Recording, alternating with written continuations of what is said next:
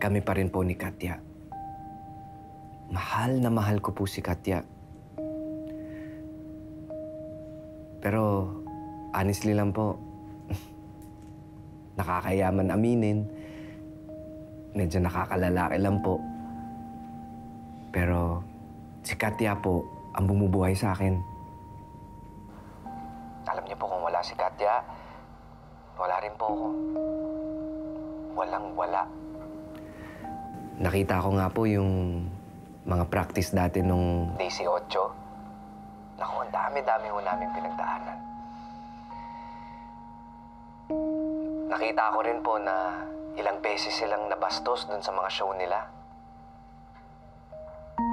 Marami din pong beses na munti ka na ako mapaaway. Ganun po kahirap ang trabaho nila. Alam niyo po, naranasan ko nga rin po na naghahati lang kami ni Katya sa isang hotdog sandwich na nabibili namin sa convenience store. Ganun po kami dahil wala po kaming pera. Ang ginagawa ni Katya noon, hindi niya inuubos yung hati niya.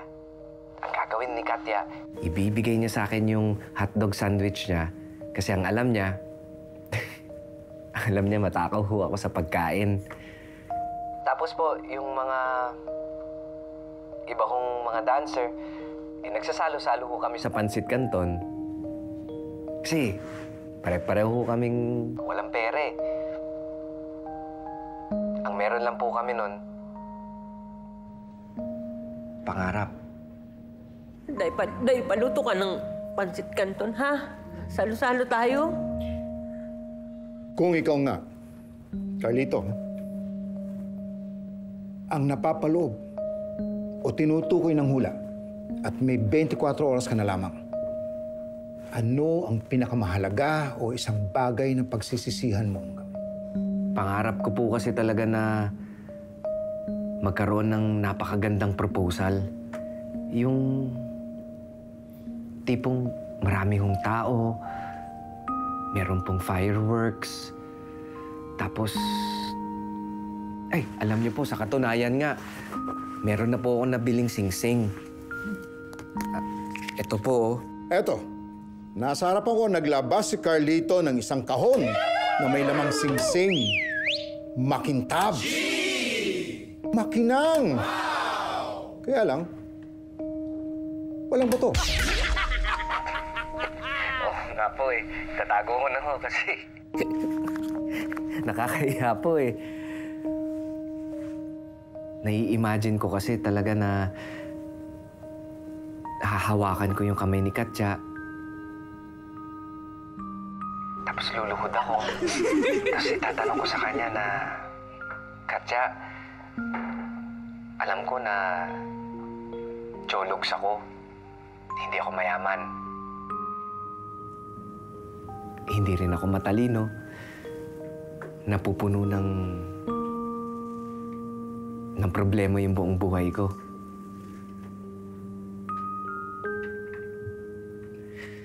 Kasi ang alam ko lang naman na gawin eh, yakapin ka kapag giniginaw ka. Dalahan ka ng gamot kapag napakasakit ng ulo mo. Wala akong alam na gawing tama eh. Kaya siguro wala akong karir.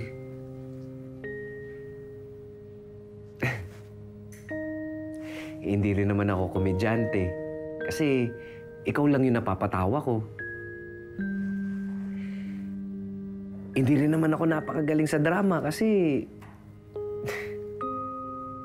kasi ikaw lang yung iniiyakan ko eh.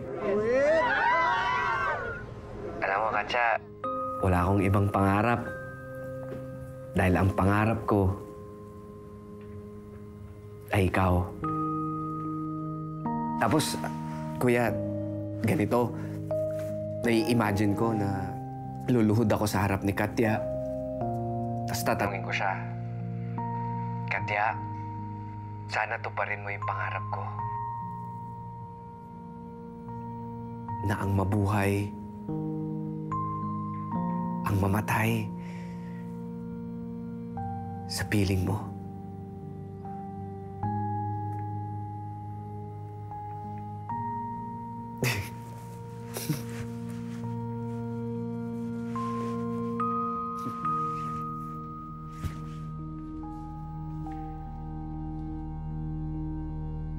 Day. Tumawag ka sa istasyon. Sagutin mo si Toto. Ngayon na. Live. Okay.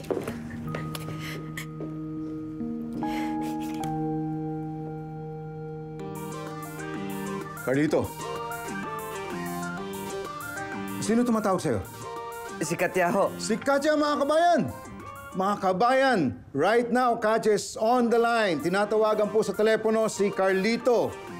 I-loudspeaker nga natin sa ating mga listeners para nang sa ganun mapakinggan at malaman natin ang pag-uusap ng pinakamainit na tambalan ng taon. Hello? Carlito? Hello? Be? Kamusta ka na? Narinig ko yung sinabi mo kanina. Alin? Totoo yun? Alin? Yung sinabi mo. Oo. Sige,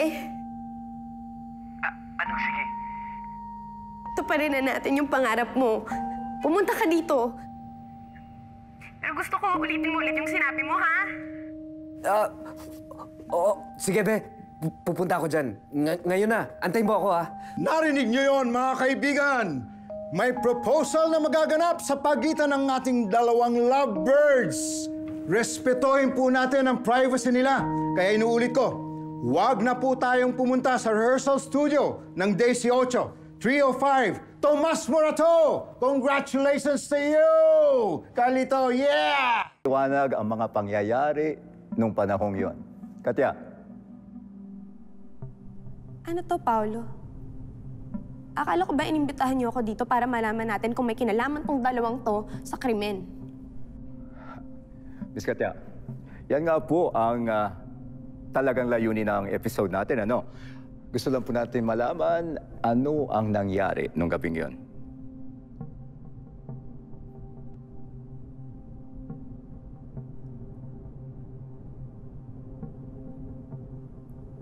Dumating yung manager. May dalang baril.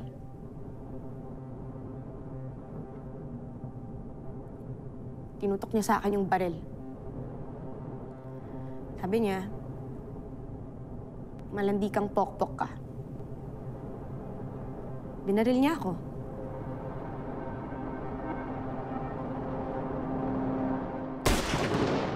Umarang si Carlito.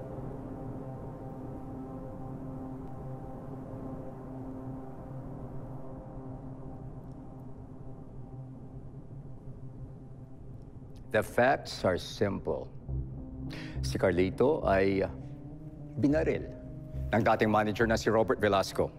At malinaw sa atin na siya ang responsable sa krimen. Pero ang tanong, siya lang ba ang dapat natin sisihin sa ganitong kultura? Hindi kaya biktima rin si Carlito ng isang media storm na ginawa ng mga taong ang layunin ay mapanood ang kani-kanilang mga programa. Pero paano natin sila sisisihin sa trahedyang ito? Ano ang nagawa nila? Maaaring ginawa lang nila ang trabaho nila. Ang ipalabas, ang gusto nating panuorin. At mga kabalita, hindi po dyan nagwawakas ang krimen ng dating manager. Ayon na rin sa investigasyon ng kapulisan, sinabi mismo ni Robert na totoo nga na si Carlito ang nasa sex video. Narito po ang footage mula sa confession ni Robert. Siya yun. Hindi niya lang alam, pero siya yun. Natutulog siya eh.